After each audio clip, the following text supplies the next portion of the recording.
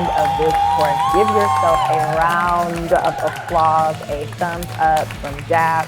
Great job. So in this course, you've learned 3 things. You've learned how to make a plan. You've learned how to form a team. And thirdly, you have learned how to execute that plan successfully with your team. So now all you have to do is just put it into action. You have gone through all the videos, you've gone through all the worksheets, you have talked to a consultant, you have everything that you need to run for office and to have a successful run. So here's the thing, sis. It doesn't matter what happens. I know you're scared, you're freaking out, you're like, should I do this, should I not? I'm not really sure.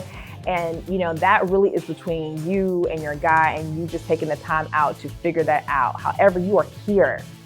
You're here today. That means something. That means that something in you knows that there is a need, a deep need in our world for you, for more women, for more outstanding, kind-hearted, wonderful, peacemaking women to be leading this country and leading our world. No matter the outcome, you are an absolute winner.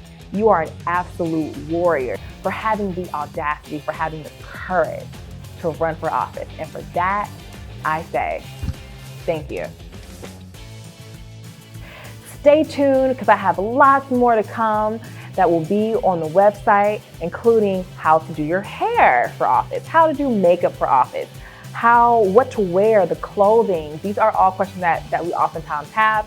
And you'll also be able to learn a lot more about me. So again, thank you so much. Please, please, please visit my website, CindyThomas.com. There is a link below. And you can also find me on Instagram at Cindy4Community, and that is FOR. You are going to help us to bring true peace. And for that, I am grateful. For that, the world is grateful. Thank you for running for office.